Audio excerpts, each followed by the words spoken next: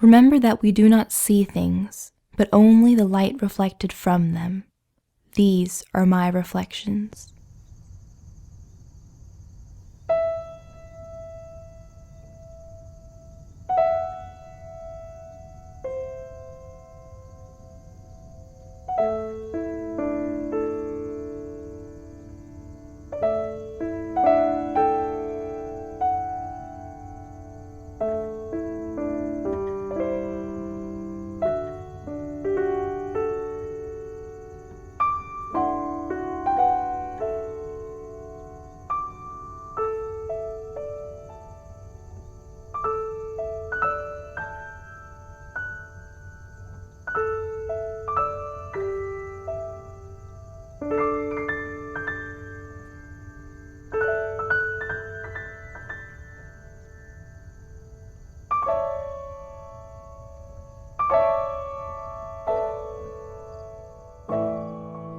One thing about life, you're not always dealt to aces and kings in life. Sometimes you dealt twos and threes. In my case, I was dealt with the Parkinson's disease. You dealt twos and threes, you can quit or you can keep playing. And the quitting is not an option for me. I got to keep playing the game. In the month of March, a wonderful thing happened to me. I encountered some great horned owls on the campus at Rice who were raising two babies. It brought together some parts of my life. I hunted as a kid and was good at finding birds. I'd been taking photography courses at Rice and was becoming a pretty good photographer. And I love nature and love the outdoors. I love Rice University. So because of that, I spent the next two months, March and April, photographing these two great horned owl babies growing up. I think it went really well today. It was a lot of fun for me because some of my old friends from my Rice days who were in the audience. I was happy with my speech. One thing with my Parkinson's, I developed my childhood stuttering's come back a bit, but when I get in front of a video camera or in front of a crowd, I usually get going pretty good. I'm kind of still full of bullshit. And today I waxed eloquently a time or two with some stories about the owls. Mainly, I think I was able to get the audience involved with the owls and really get them to see what a passion you can have for these beautiful birds. The pictures are great here in Huff House because they were taken just outside the windows, and so the actual trees in the pictures are actually the trees that are outside, and that's pretty cool for a photographic place for photographic exhibit. I'm trying to compose lush harmonies, subtle rhythms, and unusual tonal colors to evoke moods and impressions. Along the way, another thing happened to me. I found a part of my brain that I'd used before and developed a love for photography. And I've been able to take some trips on retirement, been able to take some trips around the world to some really pretty places. I've taken some photographs, and then I've gotten better. I've worked really hard on photography. I've taken courses at Rice, both in the continuing ed department and also in the actual school itself. So there's a part of my brain that is alive and well, and that is learning and developing new capabilities.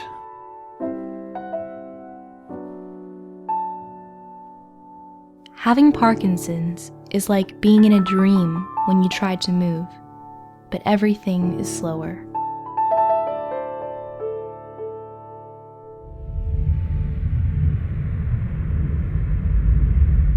This photograph is clearly a landscape. I, a human element, am walking across an area of land, a desert in Namibia. Since 1987, over 20 years now, I've been teaching at Rice University in the Jones Graduate School of Business. Love to teach. Great thing about Parkinson's, the good news, bad news deal. The good news is that doesn't affect my brain at all. I'm still as full of bullshit as I ever was. Bad news, when I tell my students, the bad news is it doesn't affect my brain at all. I'm still as full of bullshit as I ever was. But I get to teach still, and I'm still teaching today. I've come to the conclusion we're not even going to move into it. We don't need any office space.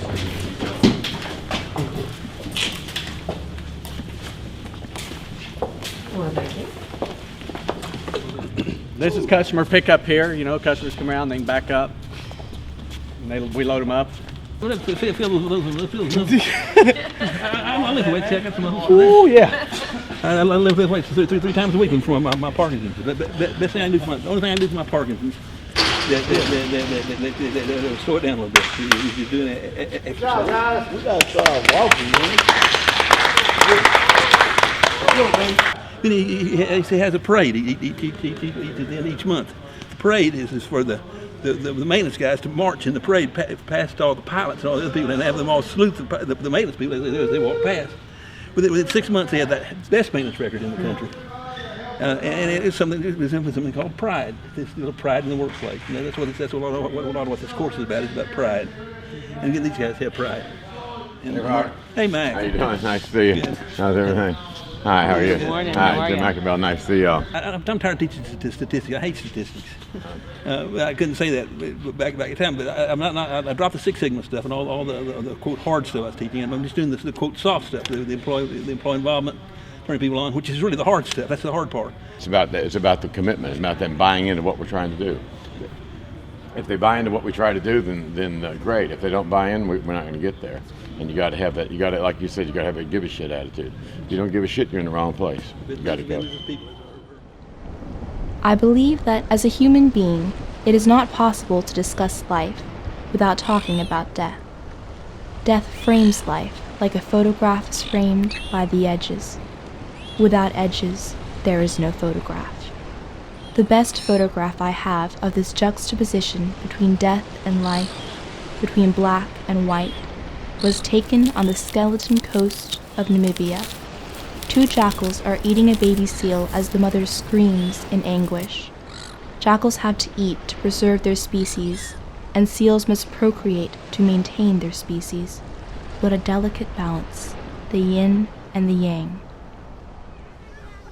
As theorist Georges Dietel-Huberman writes in his book about 4 photographs from Auschwitz, images do not say the truth, but are a fragment of it.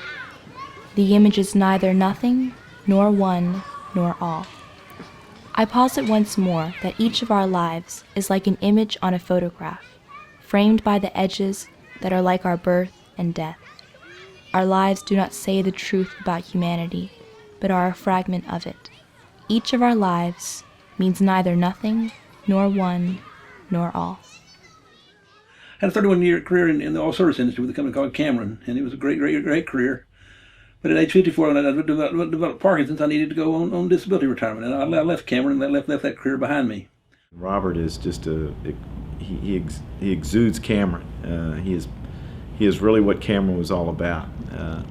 We would not have a quality program, a quality culture today if it wasn't for Robert Flatt.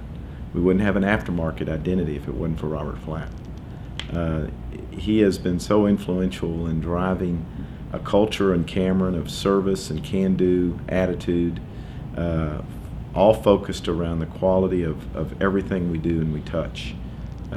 He has just been he's been a tremendous asset for us.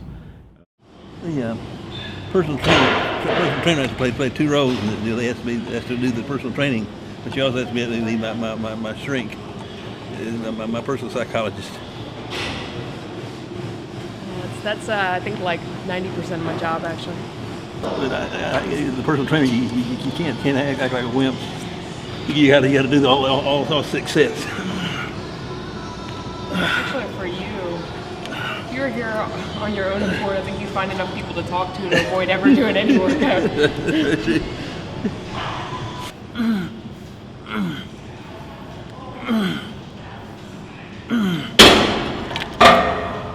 Weight training, it's not doing one thing 1,000%. It's doing 1,000 things 1% of the time.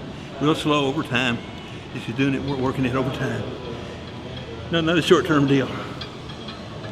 Not a program, it's a process. Not a destination. When we started working, that's the biggest thing, is figuring out what things work for him, and as his balance has gotten a little bit better, we've been able to change a few things, but for the most part, we just have a standard of things that he can actually use, because some machines he can't even use, so it just depends on everyone's different on that, whatever their limitations are, so. Say about Parkinson's, running water doesn't freeze. You gotta keep your ass moving. Running water doesn't freeze.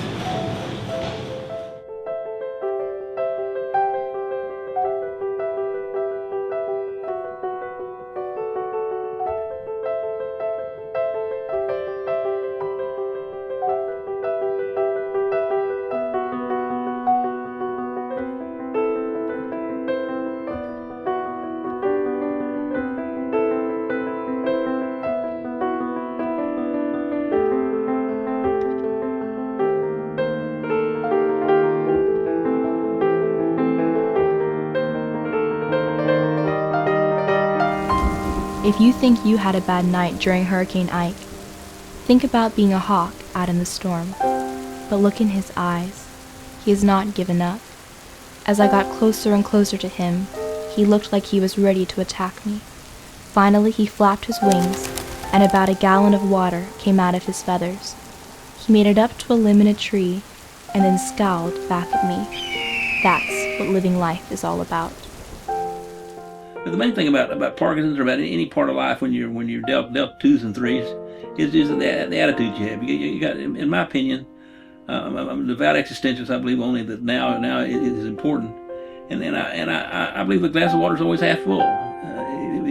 What do we need to do to make something happen? We need to just go do it.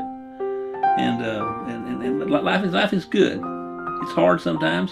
It takes kind of funny twists and turns, but basically life is good. Consider a drunkard who falls off the end of a pier into deep water, and he cannot swim. A crowd gathers watching him flounder in the water. Several minutes pass until he slows his struggles and begins to sink. At that time, a man quickly removes his clothes, swims to the drowning man, and pulls him to shore. It turns out that he was a Navy SEAL. Someone in the crowd asked him why he waited so long to save the drowning man.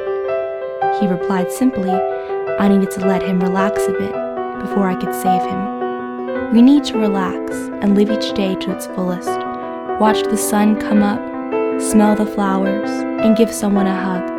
And don't be encumbered by the future either. It will happen. Do your best to be ready for it by encountering and accepting and nurturing and living the eternal now.